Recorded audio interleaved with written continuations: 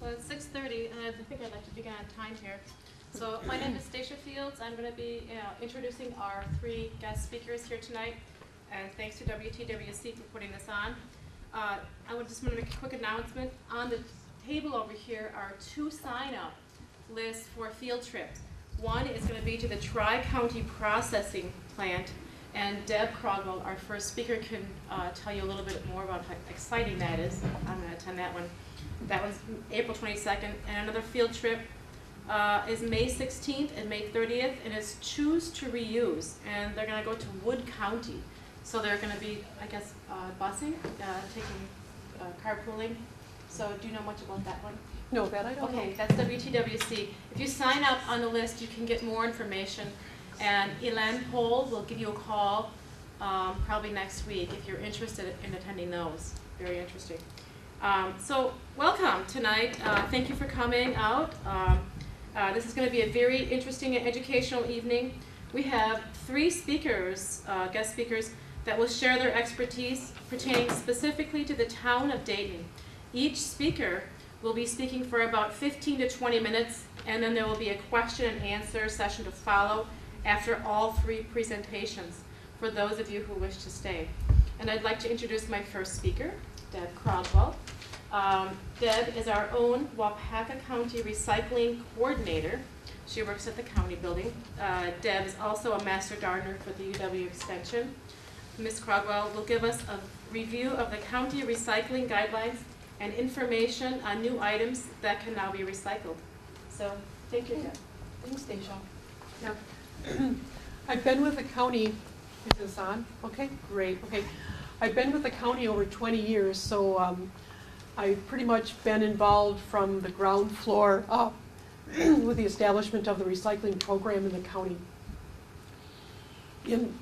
Excuse me, in 1991, Waupaca County became the responsible unit under the state law to administer an effective recycling program. The state law required at that time that every municipality in the state of Wisconsin had to have an effective recycling program, which covered a lot of different factors. What I have here, and I'll pass this out, is what happened. The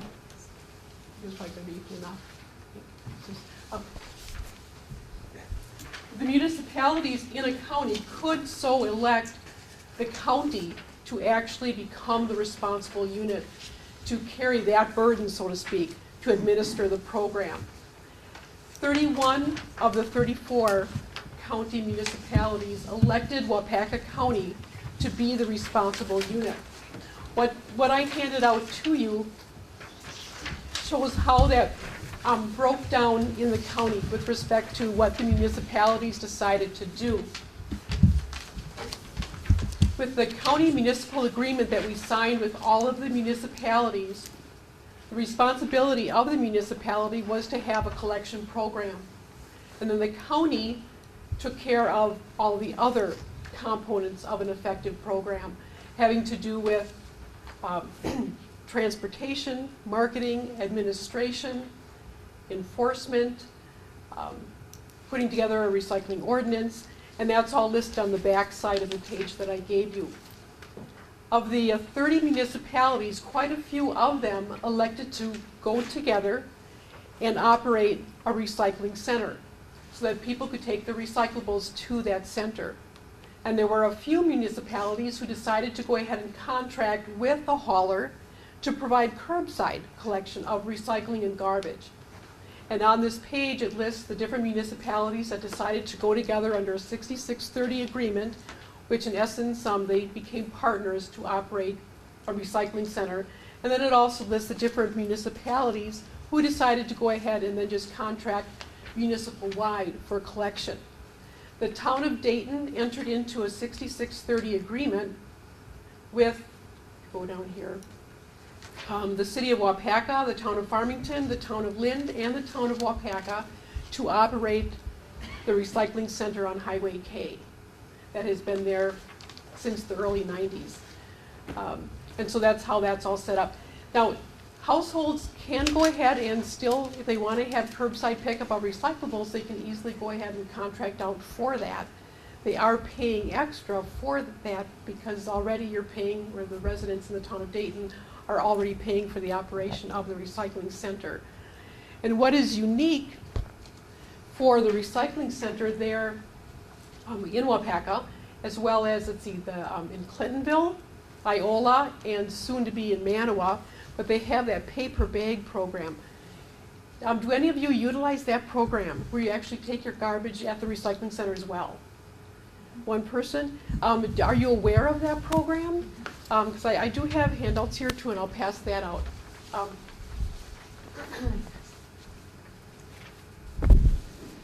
That program has been in place at the Wapaka Center for quite a long time.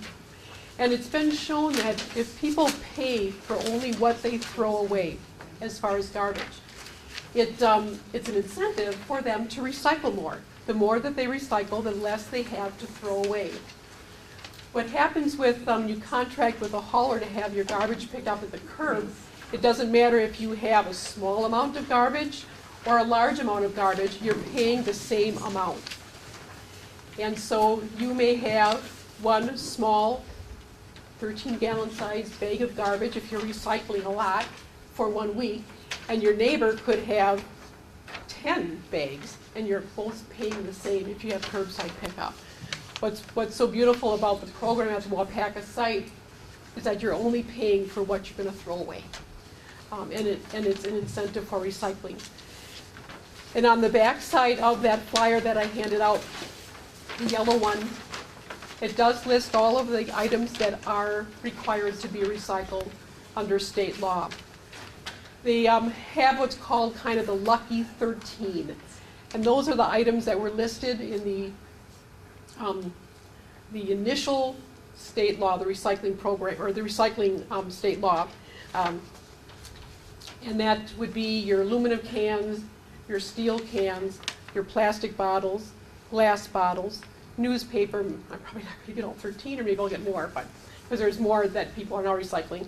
But magazines, newspapers, junk mail, appliances, tires, waste oil, and now we have oil filters as well, electronics. There's a new law that just came on the books of the state of Wisconsin in the past couple of years. And all of those items, whether they're, a lot of those items are actually accepted at the Wapaka Recycling Center, and the other ones, such as appliances, the larger items and electronics, are accepted at the Wapaka County Processing and Transfer Facility, and I have that information here as well. Just recently, I will be putting press releases out, as well as these posters will be put up around the various communities, as well as at the drop-off site. There's new plastics that we can now recycle. And initially it was just the plastics number 1 and number 2. If you look on the bottom of the container, there's the recycle symbol with a 1 or a 2 in the center. And those were usually the plastic water bottles, your soda bottles, and then your milk jugs and detergents and things like that. Now you can go ahead and recycle all of those different clamshells, what we call clamshells. And this would be what you would get in the produce or the deli compartment, section at the supermarket, that would have your berries, strawberries, but those clear plastic containers, all of those can now be recycled. Take them to the, either at the curb or take them to the recycling center, along with all of your various dairy containers, your cottage cheese, your sour cream, your yogurt containers, and the lids. So all of those now can be taken to the recycling center or set out at the curb for recycling. Now when you look at being able to recycle all of this in combination with everything else, your garbage is going to be a lot less. So you might want to start looking at using that paper bag program, because I think you're going to find you're going to save a lot of money.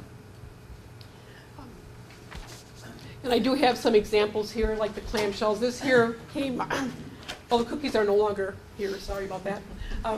These came with, from Aldi's, they had cookies. But this is like the clamshell that I was talking about.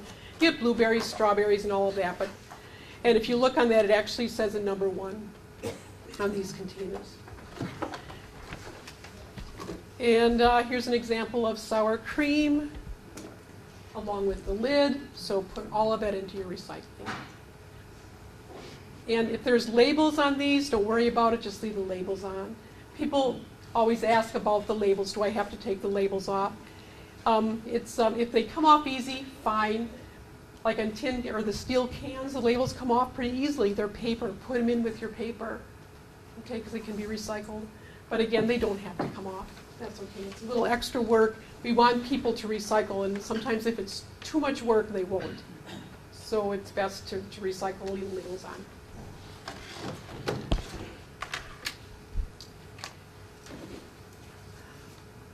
I usually ask if there's any questions. Can I? Because I know that there's going to be some itchy questions here, so go ahead. Well, Quickly. Yeah. you listed the specific kinds of plastic containers, but what about the little numbers on the bottom? That's okay. What is happening now? There are markets there for all of these other plastics now. And what has happened in Tri-County, for those of you who might be going to that facility, which is just really an interesting facility, is the single stream facility. It was just recently opened a couple years ago. Everything comes in all mixed together. But they have, actually at the end of last year, went to accepting all of these different plastics. And they're finding that it's so much easier to educate people just to say the types of plastic, or what the products come in those plastics instead of the numbers, just getting away from the number system. So we're not even looking at the numbers anymore. Just looking at what comes in them. Because you're going to find that pretty much everything is recyclable now. So we're not even looking at numbers. It's going to be a lot easier for people. Question? Did you just say that all of it is thrown together and distributed to this facility? Okay, and I'll go ahead and clarify that. The material that is picked up at the curb is picked up single stream, where everything is mixed together. For those of you who either have waste management or advanced disposal or glacial, you can usually set out your recyclables, your paper, and your containers can all be mixed together. Am I correct on that? Yes. For those of you who have curbside? And that material goes directly to a facility that is equipped to go ahead and do the sorting. At the drop-off sites, though, those are still going to be separated. And the reason for that is that the glass that's sorted by color, the steel cans, pretty much those are the main things. Those are marketed directly from those centers. There's no more handling, which cuts the cost. That goes directly to the market. Anytime you start mixing things together where it has to go to another facility to be sorted, you're handling it more, and there's an increase in cost. The other materials, like the plastic, comes to the Waupaca County processing facility. We are not set up to do that type of single stream sorting. You're talking about a multi-million-dollar facility that the Tri-County, which is Brown, Outagamie, and Winnebago, have come together to build that facility to do that sorting. And we are not set up to do that. And that's why the drop-off sites will still remain source separated, or at least separated to this point. You mentioned a facility on K. Isn't that the one that Waste Management was running and it's no longer working? It's no longer operational on South K? Of Stratton Lake Road. Lake, yeah. The one that I'm talking about, the Waupaca Recycling Center, next to the cemetery, across from the ambulance Okay. center. That's the center I'm talking about. That Waupaca, that recycling center. The other one, I believe, is not operational anymore. It used to be used to be Hires, and then it was Waste Management. But that was just if you were a member, or if you used their service, you could bring stuff to their center. I believe, right, I believe they were open for people to bring their material there. Okay, any other questions? I know No, you've got 5. so I've got 5 minutes. Any other questions, just on the recycling part? Because the main thing is, as far as we can recycle more plastic, and I know it's been, yeah, many years that I keep getting calls going, can we recycle more? And so now I can say, yes, we can. Do you find that people are doing more of that recycling now? You know, I mean, I think it's terrific, but I'm just wondering if with all the pickup and whatnot, has that increased? Are we seeing more people recycling? You know, that is really a good question. It's a real difficult one to actually put a number, put a percentage on, other than to go around and look through people's garbage, which may happen. And then the reason that I say that, I still hear from people that I recycle but my neighbor doesn't. And isn't everybody supposed to recycle? When we go ahead and have people bring their garbage to the Waupaca County processing and the transfer facility, and if they do bring recyclables mixed with their garbage and it's obvious that they are not recycling, that's a point, it's an educational point for us, an outreach point. And we do our best at that, and as far as with businesses as well. We will be doing some bulk mailing to get this information out to remind people. I think sometimes people kind of forget that it is law. A lot of people still don't know that it's law, which blows my mind, but that is there. And it is a matter of continual reinforcement through education and outreach. But there are still people out there that do not recycle, and a lot of times if it hits you in the pocketbook, like, you know, this, you can recycle more, and then when you look at the cost of curbside pickup continues to increase. All right, and people look for ways that they can save money, and this is a perfect way to go ahead and save. What I have here is the 2015, the brochure on the Waupaca County Processing and Transfer Facility. So this would be the facility where you can take, you know, your appliances and your tires or your electronics. You have fluorescent bulbs. Batteries? Pardon? Batteries? Battery, as far as vehicle batteries and rechargeable batteries, another good question. The alkaline batteries, the non-rechargeable batteries, those can just be put in your trash. They are manufactured to where they don't have mercury in them anymore.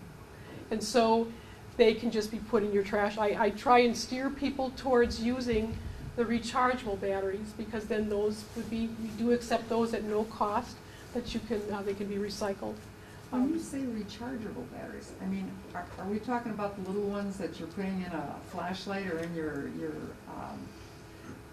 When I say smoke alarm or whatever? No, those are not rechargeable, are they, as far as I know? the ones that are rechargeable would be what you would go ahead and plug in, and the battery is continually being charged, okay? Or like your cell phone battery, that is a rechargeable battery. Okay. Various tools might have rechargeable batteries, and you can Okay. actually buy them. Yeah, Cameras, rechargeable Okay. batteries. Okay, Mhm. but we're not. But we're talking the little yeah, alkaline, right. the double A's, Right, triple A's, CDs.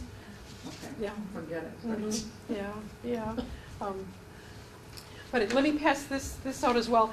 And then also, and this it'll be distributed in April, but this yellow flyer, a lot of people have come to just watch for that every year, but it has the various programs, the county programs on solid waste and recycling. And it does have the medication collection information in there as well. That's one program also that we're just really glad to be able to provide in partnership with our local police departments and their sheriff's department, along with DEA in the past, and now it'll be the Department of Justice. They have stepped up to the plate now that the department, or the DEA, will no longer be sponsoring the medication collections. But our state is stepping up to the plate to help us with that as far as the cost of disposal.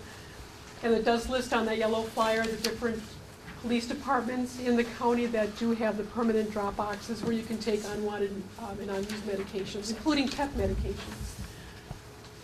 And then, of course, the PTF information. The hazardous waste program begins in May and runs through October.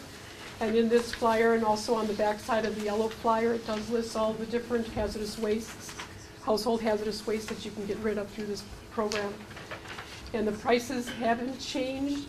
We do get grant funding to help cover the cost of disposal on that as well.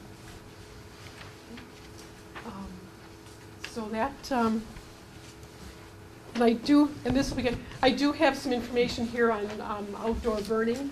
outdoor burning of garbage and recyclables is illegal. You got that? Illegal. The only thing that can be burned, according to state law and Wapaka County recycling ordinance, is yard waste, meaning leaves, brush, grass, and confidential papers. And confidential papers can be burned. But anything else cannot be burned.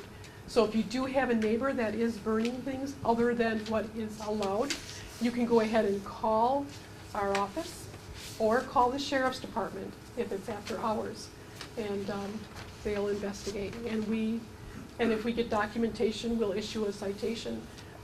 The offense is $200 plus court costs, so it's quite expensive to do something illegal such as burning. Any other questions? I know, no questions, sorry. There must be afterwards.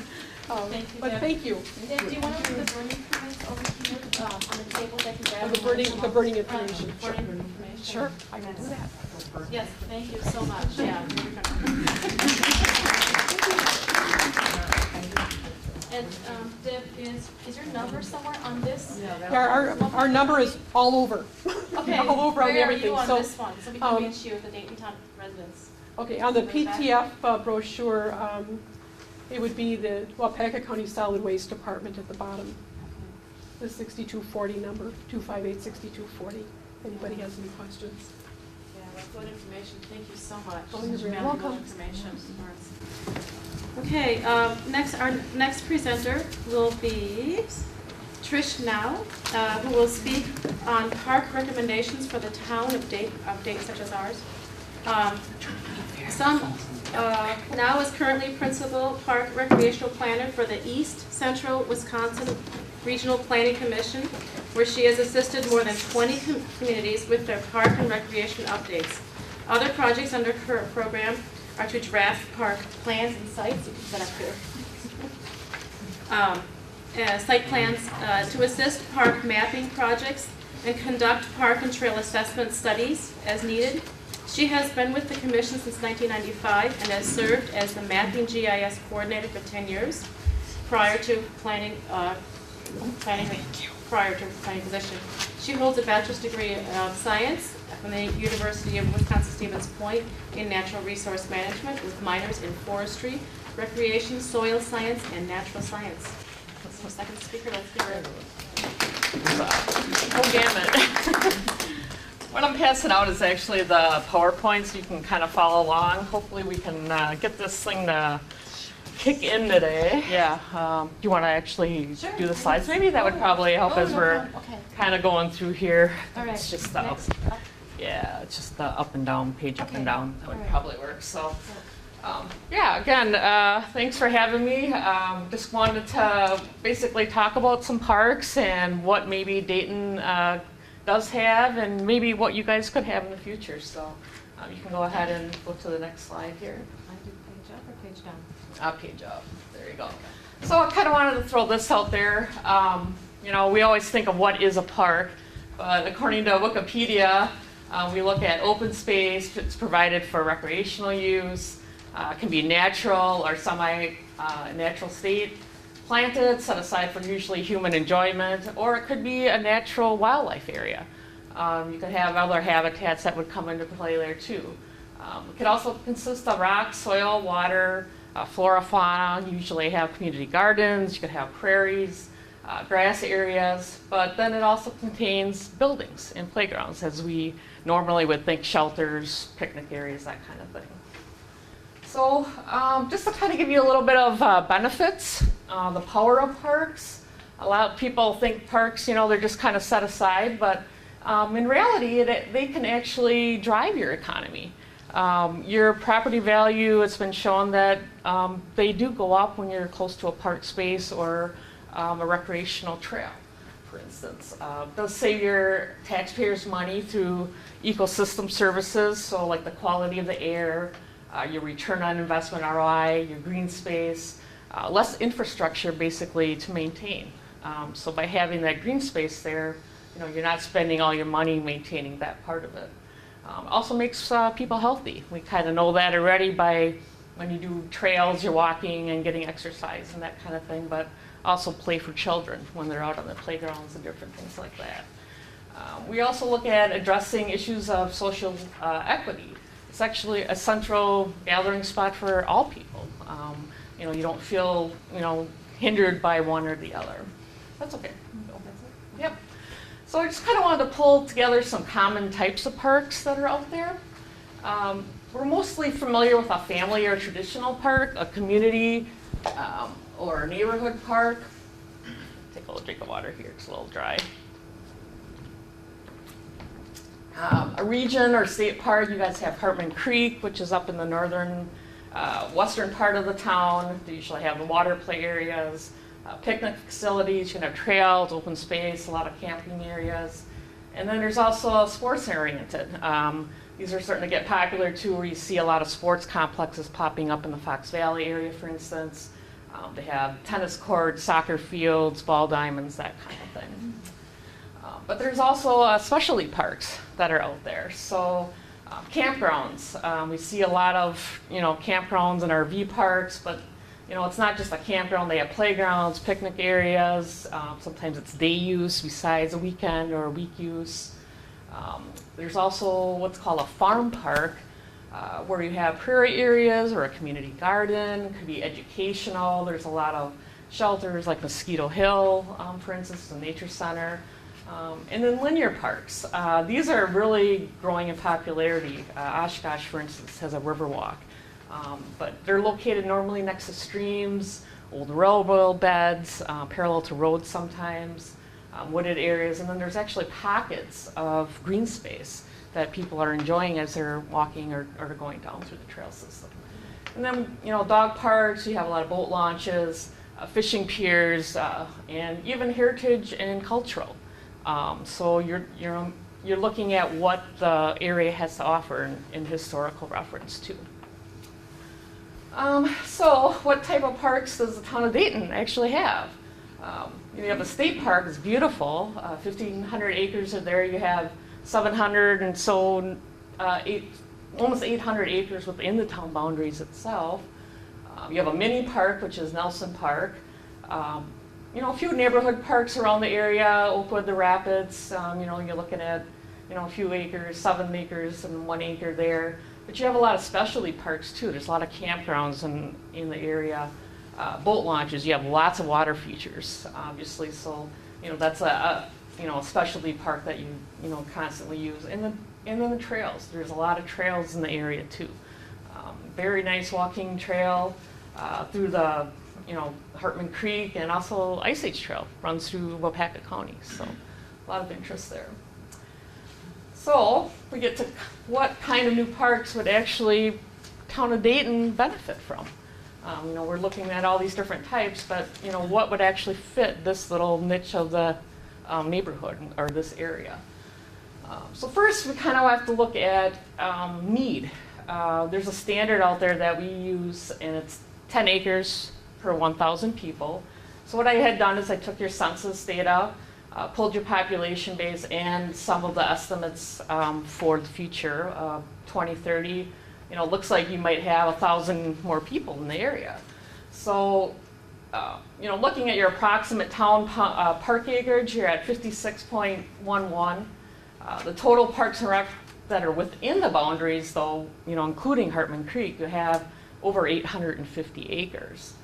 But, if you're looking at just town-owned or town park acreage, the park acres that you would need today, according to our standard, is 28.54. In the future, though, tomorrow, you would actually need, 10 more acres.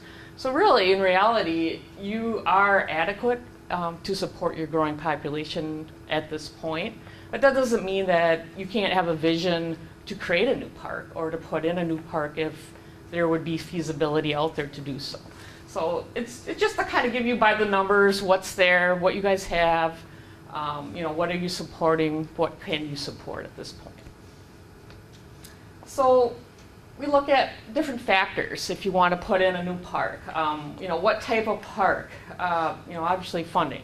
You got to have the funding out there. Stewardship funds right now obviously are getting cut, so There's not a whole lot of state funding out there, a lot of federal funding, but they're very competitive grants at this point for land acquisition. So I can see a lot of donation of land that may be coming up unless something in the budget would change. We're looking at, the feasibility, obviously, got to have land to put it on. Usually a typical town park, 5 to 25 acres is a normal town-sized park. Looking at the history or culture, what do you want to represent? Obviously, topography, environmental features, you have a lot of water, you do have some rolling hills, so a lot of that kind of thing. Public consensus, that's a big one.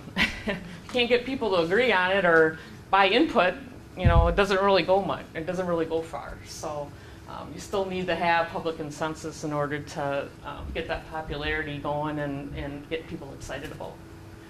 And then there's active uses versus passive uses. Typically you want to have a 30 to 70% mix out there. That's really another standard that we kind of use as a measurement tool, and just to kind of see, where you're at, as far as that goes. But trends, that's another big thing. You're looking at age groups, and I did pull some more age group data from the census. Typically in Dayton, you have middle-aged folk, which are 35 to 49, but you also have some that are under the age of 18. So you have that split in there, but then you also have the 50 to 64-year-olds that are out there too. So you kind of want to make sure you have activities for all these different kinds of age groups when you're planning a park or some kind of activity base to go from there. So, and then I just pulled the state, what's kind of trending out there right now. Trails. Oh, trails are huge. Biking, that kind of thing, walking for pleasure, all these kind of things that go along with the trails. And camping actually is pretty high on the list too.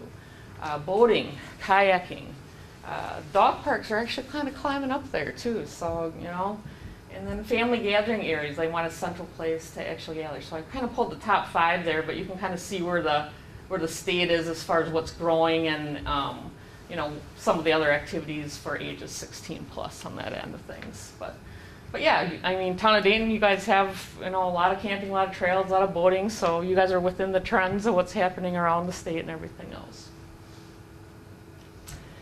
And this is kind of what I see for Dayton's vision, and this, this is conceptual at this point, but what I could see is, having a town that you have a lot of mixed uses, and you have a lot of water, nature-based activities, there's fishing, boating, bird watching areas, maybe probably hunting too at this point, but family oriented to go with your age groups. You'll want to have playgrounds, some of the picnic areas out there, and then trails, having paved and unpaved trails, and even fitness markers where people are having, okay, well, I'm doing a half a mile, how much further do I need to go?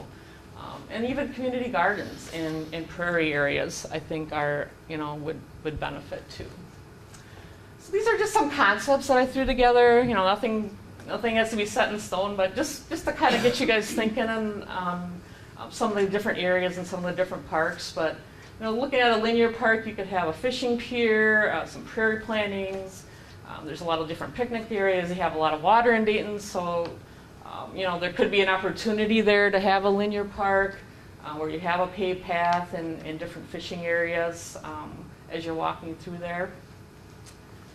And then just looking even at a traditional park, a playground or a ropes course that would, entertain the older kids. A lot of that is actually coming as far as outdoor fitness places for adults. People like to work out outside, seems to be a very up and coming trend. Just having the walkways, again, having your central gathering place, which goes back to your trends. Looking at the fishing and the water features, but also putting in open space for play and sports for soccer or even a ball diamond at some point. Concept number 3 kind of throws everything in the mix, which I think is kind of a cool idea where you could have, say, a community garden or a prairie and butterfly garden. And then have your fitness trails, but with the dog park, but you could have designated areas where you could include pets and not have, have pet walking trails, but then have area where there's no dogs or bikes. For people that don't like to have, they just want to have a quiet area to run or whatever. So just kind of throws everything. You got a little bit of a campground, you got a little bit of a wildlife viewing area, there's some conservation even that goes in there. So there's, what they call it Disney World type park here, but kind of hits all the main markers. And then being a GIS person, which stands for Geographic Informational Systems, I do a lot of mapping at East Central. So what I had done is I mapped out some of the residential areas in Dayton, and kind of did a little bit of analysis for you. So it's like, where is the best place if Dayton was going to put in a new park? So just kind of pulled in a lot of different pieces here, and you can go to the next slide. Typically you want to be located next to population center and water features. I mean, that's really what you have. Your ideal would be a walking or biking distance, half a mile to a mile. That's usually what people like to walk or to get to. You also want to have accessibility. You want to make sure it's safe. You don't want people walking on a highway in order to get to a park. So location should be close to a trail if possible. So you want to have connections equals your destination. So you want to make sure your trails go somewhere and not just stop. And then utilize undeveloped land. Wetlands are a very good source for putting in a new park or boardwalks and that kind of thing.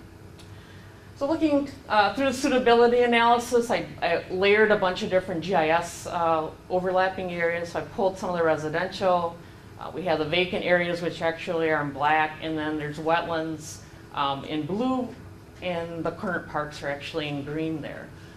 And then taking that, go to the next slide, we came up with our criteria where you're looking at unsuitable areas would be a half mile from any park that's already there. So you don't want parks too close to each other either, but you want to have it half a mile even from a busy roadway. So you still want to maintain that access, but you still don't want to have it right on top of each other. Go back real quick here. Yep, the suitable areas, then you'd want to have it within 1 mile of a trail. Obviously your vacant parcels are undevelopable areas, and your wetland and natural areas are actually your probably suitable areas for a park. So taking all that into account, using the GIS and some of the spatial analysis, I kind of came up with this. Most of your parks actually are located in the northern part of the township. When you look at where your vacant areas are, or your wetland areas in black, and some of the residential, the place that actually made the most sense was in the center of the town, off of County Cape. You do have some boat launches. You obviously have, some kind of facility there. But if you're looking at just putting in a neighborhood park, it seems like that center circle would be, almost the ideal place, because you do have residential in different areas there. So really, just some take-home points. Kind of wrapping up here. I think I'm probably just about the time. Parks are a great asset to your community. You can get return on investment. They're not necessarily a money pit where some people may think that.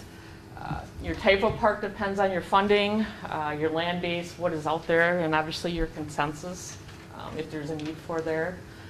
The location, again, should be close to your residential area, but also feasible. You want it in a serene place.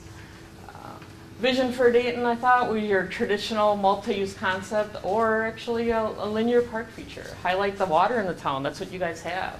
A lot of open and green space, too, for your recreational experience. And then, again, the best location, south center part of the township is really kind of when you're looking at all the analysis.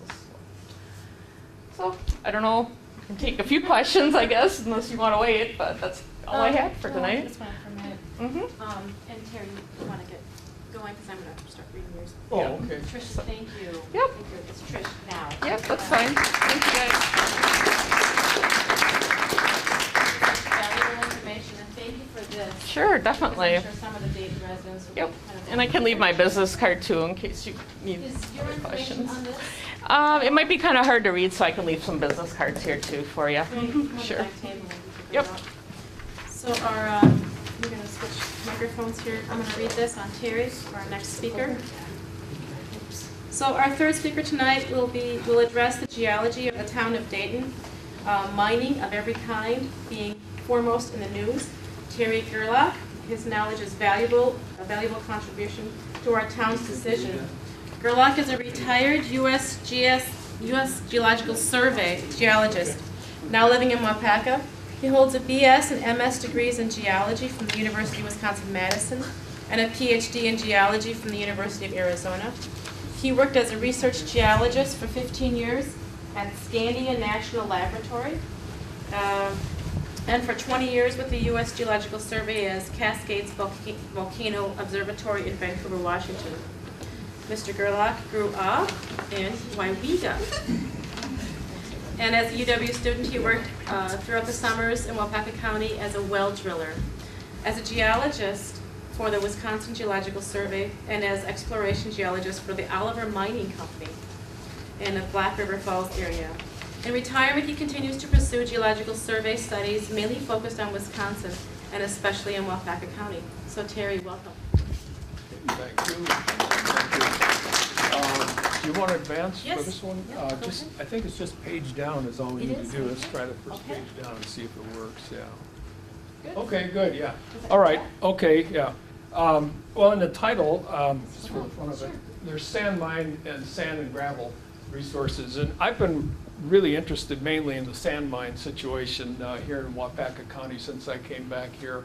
I'm not going to have a whole lot to say about sand and gravel resources. I'll mention them some, but they're not really the thing that I'm mainly interested in, that I've been working on quite a bit. I've been trying to map out the sand mine prospects mainly in Waupaca County. And so when asked to talk about Dayton, I've gone back through that data now, and I'll just focus on the Dayton sand mine prospects here. So what are sand mines? Well, sand mines are basically great big industrial sand operations where they actually mine sandstone, not just, I'm sure most of you are familiar with what sand and gravel deposits are, so-called sand pits or gravel pits, commonly the phrase used. But what I'm talking about is actually sandstone formations, hard rock that is mined. And here's an example here. Here's another example here. And these are mined for finding very quartz-rich sandstones. What people are after is something that's got about 95% quartz in it, and the material is washed, and it's also sorted, sieved, different sizes, and then this is the product that they end up with, something that is virtually 100% quartz sand, which can be used then in fracking. That is the biggest demand right now. That's what's really driving all the sand mining interest in the county or anywhere in the whole state of Wisconsin. Really, is frac sand applications. Quartz is very tough. It takes tremendous pressure without breaking. It's also chemically fairly inert. Doesn't react much with anything, and it's rounded, which also helps it to stay mechanically coherent. It doesn't break as easily without a lot of corners and so on in it. And another thing about it is that it comes in different sizes, so you can get really fine quartz grain size, and that's really nice for foundries. Foundries like that kind of thing. They like to make their molds and so on out of real fine-grained sandstone, but real coarse-grained sandstone is what the frac sand industry wants, because they force this thing into the cracks and fractures in the rock when they pressurize it with water, and then the sand holds those cracks open. So they like to have coarse sand. They like sand that'll hold those cracks as open and to develop as much permeability as possible. Silica sand is also used extensively for making glass and things like that. So this is something quite different from usual sand and gravel product applications. Okay, is this the next one? Yeah. Okay. I'm going to use the DNR Well Construction Report database from 1987 to the present. These are water well construction reports, WCRs, and that's the basic data that I use in order to determine where I can see some evidence of sandstone being available throughout the county that might possibly be of interest, in terms of sand mine development. And this is just an example of what's in that database. There's well driller descriptions. They basically just describe when the formation or when the rock type changes. So going down from the surface here, starting here at 0, you go through this well goes through clay and sands. That's just loose, unconsolidated material down to 66 feet, and then it hits sandstone. This is Cambrian sandstone. All the sandstones here in this county are Cambrian sandstones, and of course including Dayton. And this sandstone runs then from 66 feet to 198 feet. Then you hit granite, and they went into the granite about 27 feet and stopped well. And the nice thing about this information is, number one, it tells you whether or not at that geographic location there really is any sandstone in the ground underneath you. Secondly, it tells you how deep it is. That's important. If you're going to mine it, you don't want to have to remove 150 feet of something else before you get to the sandstone. And then what's really neat is when the well penetrates, and they don't all do this, but a lot of the wells penetrate all the way through the sandstone and into the granite. And when you get down into the granite, then you know you have the thickness of the sandstone in that well at that point as well. So you've got those three kinds of information there that are very useful. You can look at a geologic map and stare at that till your eyes glaze over, and you'll never get that much information out of it. So this is a really useful tool this is in fact what mining companies, or sand mining companies, do in order to start zeroing in on areas to go do some exploration drilling on and look further as they do this kind of a process with the DNR type databases. Okay, let's go to the next one. All right, that's the breakout of all the data for Dayton right now. Total number of wells in the databases, 797. And that includes wells that are in the unconsolidated loose rock. This is the source of sand and gravel deposits. This is the loose kind of stuff that goes into sand and gravel deposits. So as you can see right off the bat, Dayton's really got a lot of that, 775. That's over 97% of the wells go into this kind of unconsolidated material. Only 22 wells go into bedrock. That's hard stuff like sandstone, granite, and other things, usually called basement rocks that are actually underneath the sandstone. And there are, of these 22 wells, there are 14 of these 22 wells that transect basement rocks, that is granites mainly. That's mainly what the basement rock is here. And there are 18 of these 22 wells that actually transect sandstone. Now, any of these bedrock wells can transect both sandstone and basement rock. They're not just restricted to just one or the other necessarily. It's possible for them to transect both types. So that's the basic database. And what you can see here right off the bat is that there's not very many sandstone wells. There's less than 3% of all of these wells here are actually even bedrock wells. There's very few wells that get into bedrock.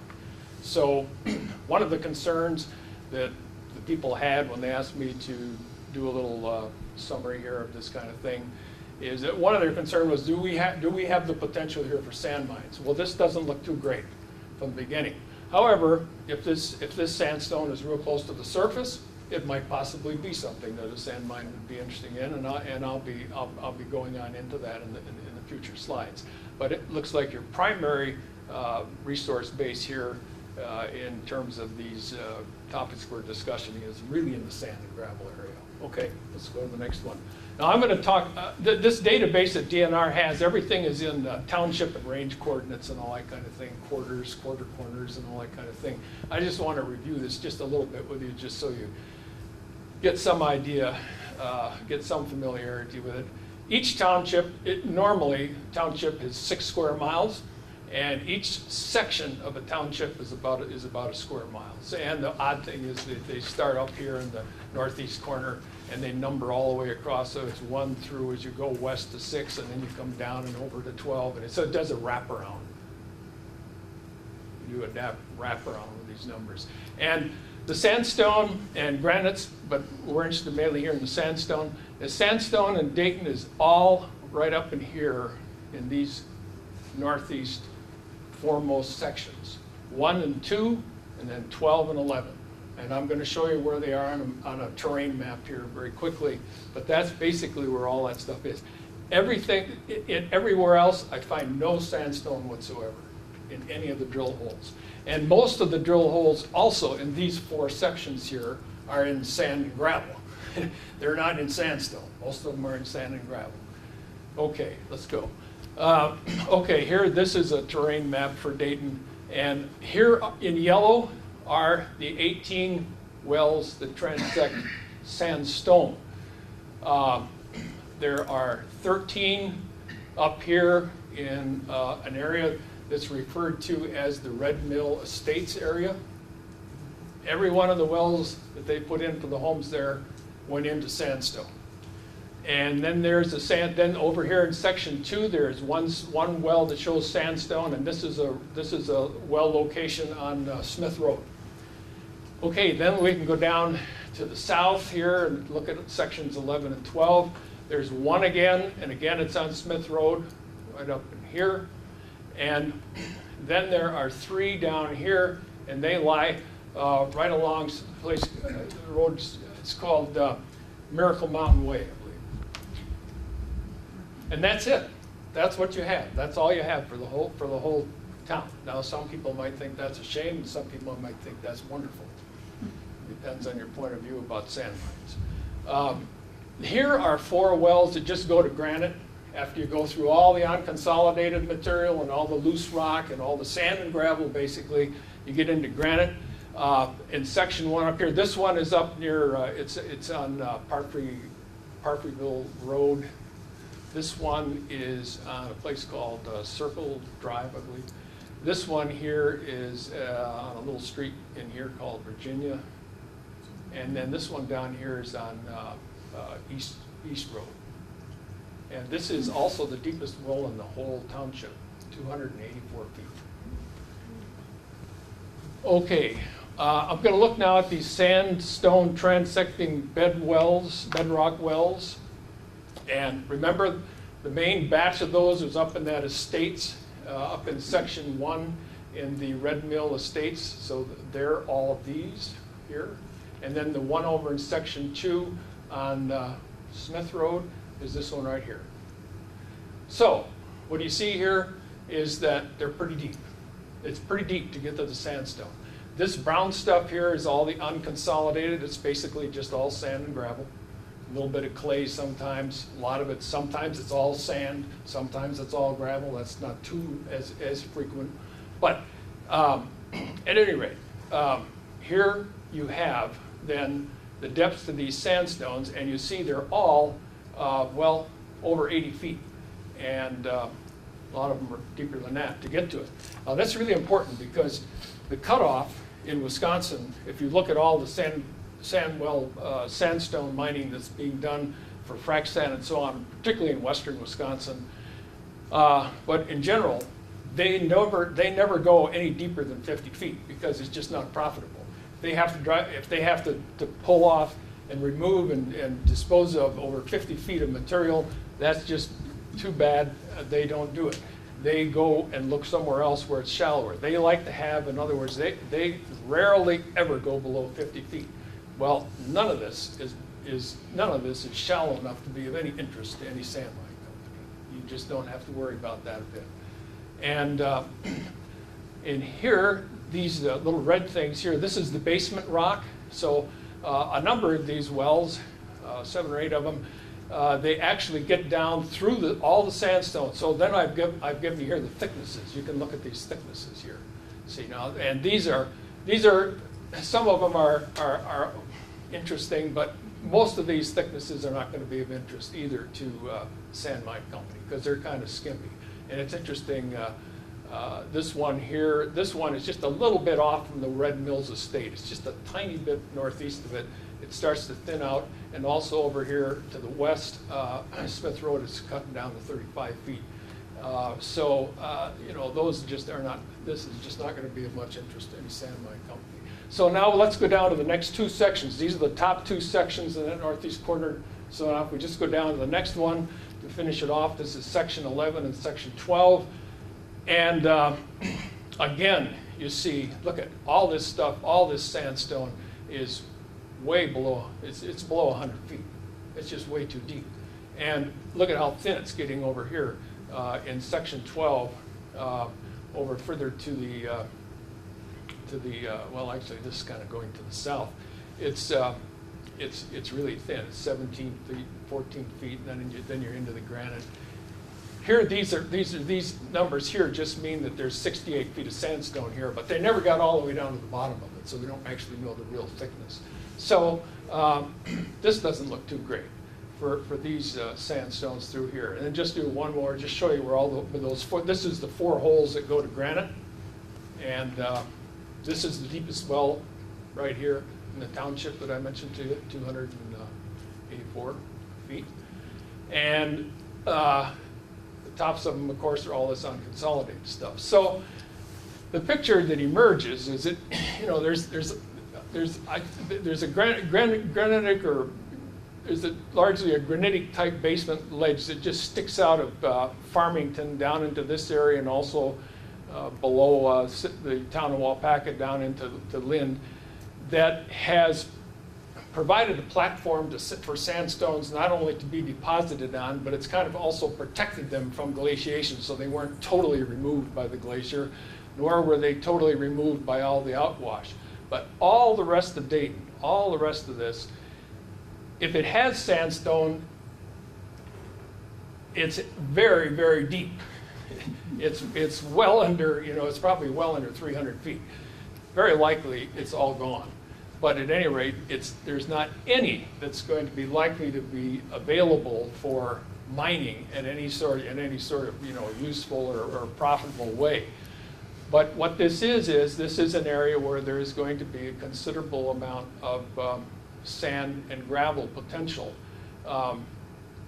I looked at all those 797 wells. I looked at the driller reports for them, as well as some stuff that was done by the U.S. or by the Wisconsin Geological Survey, called geological logs, and all of this is you know, these are just all sand and gravel type wells, pretty much.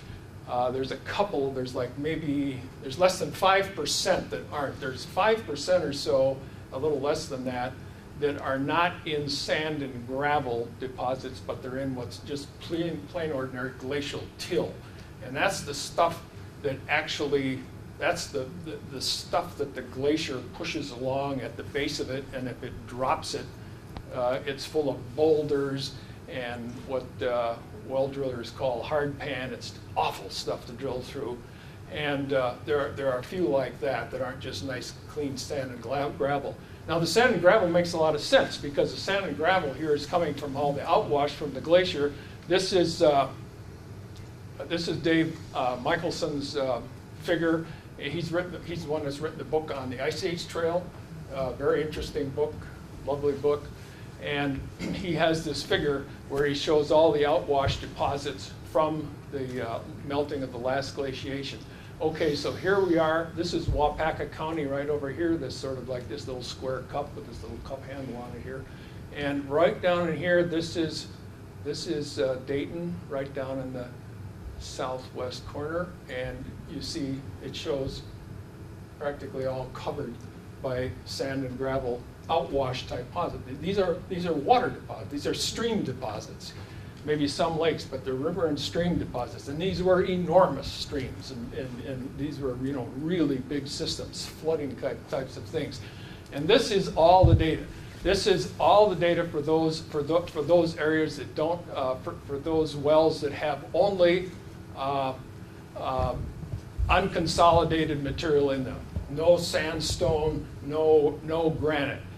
And this is all 775 of them here.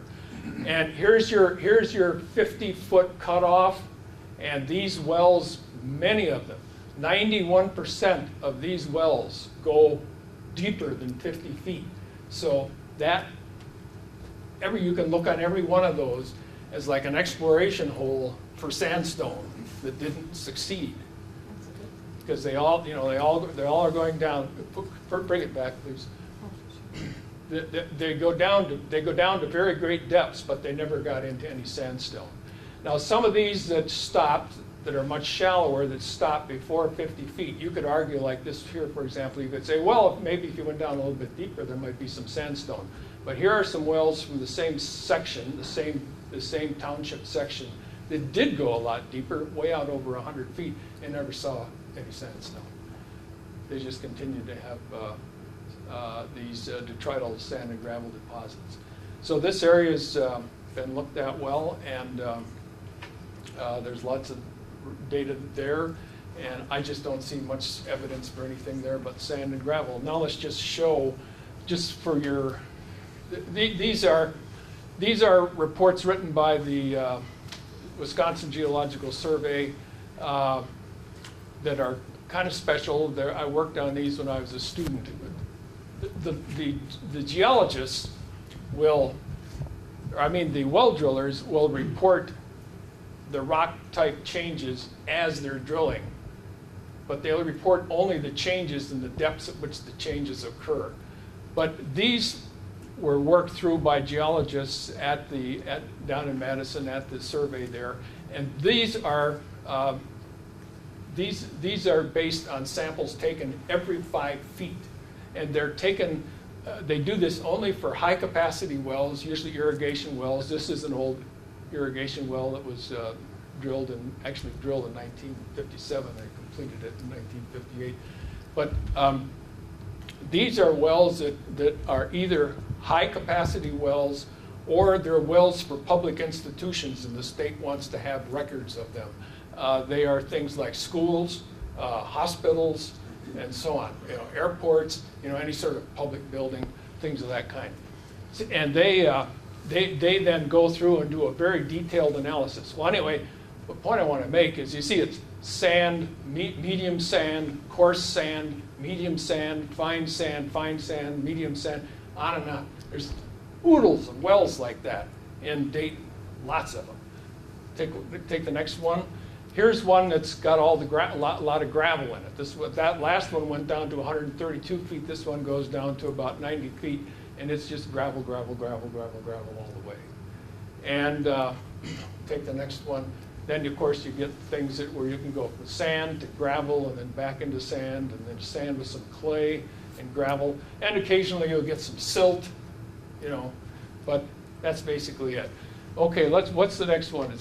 Bottom lines are, Dayton has low prospects for sand mines. I would really be amazed if there were ever a sand mine in Dayton. Dayton has significant prospects for sand and gravel resources, and of course you all know that because there are people actively doing this kind of thing here already. But I think probably in the future, these sand and gravel deposits hold your water, a lot of your water, indeed. And this is your main source for water, and I think this is probably going to be deserving of your attention as you move forward more into the future, because someday people are going to be coming here and want to buy your land in order to get your water and sell it to Oshkosh or whatever.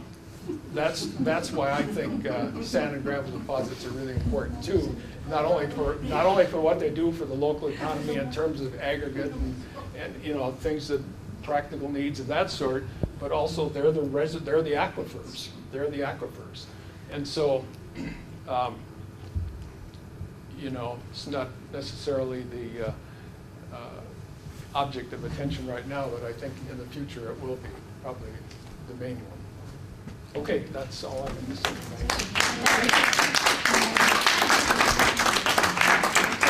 Should we have the microphone go with the question and answer back on the speakers up here?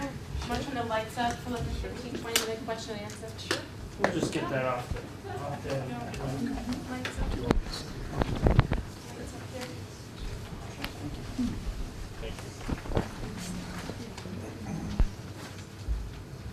Do you want to come join us?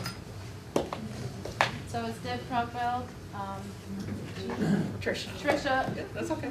Now, and Terry Gerlach. So any questions for these fine folks? Such valuable information tonight, I think, all three of you. It's really wealth of information that the Dayton Town residents need to know.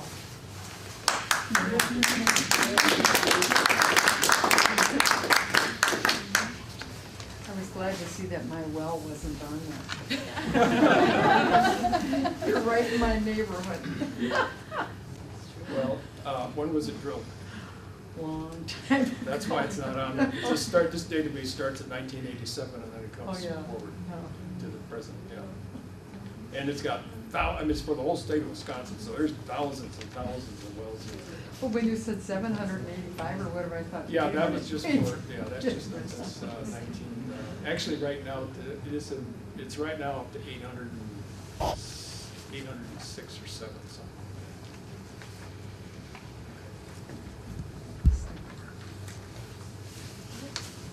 Covered so much.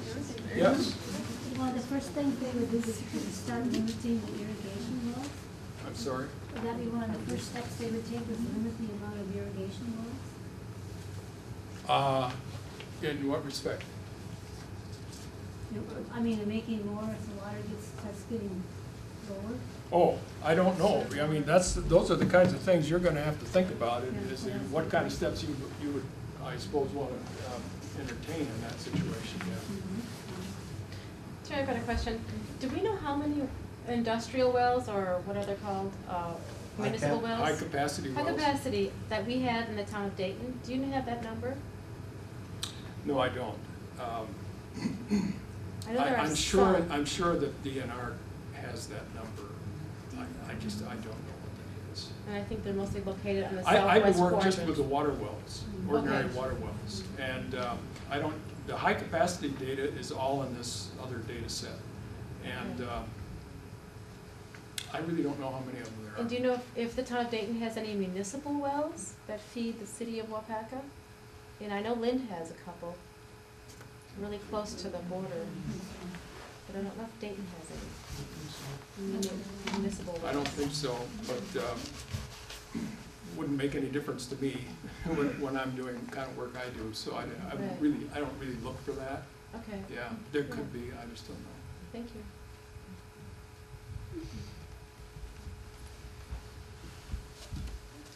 I don't know, but that was very interesting. All three things. Let's give one more round of applause for our speakers. And again, there are 2 field trips that we're going to be taking on, sponsored by WTWC. There are sign-ups forms over here on the table. One is April 22nd is the Tri-County Processing Plant. Deb Crogwell could tell you more about that. You're going to be attending that one, correct, Deb? And then one is May 16th and 30th, 2 different dates. It's Choose to Reuse, and it's going to be a trip to Wood County. So it's going to be very kind of taking on some of this information that we've learned tonight. But where our garbage goes is a very important question. Yeah, so thank you very much, all 3 of you.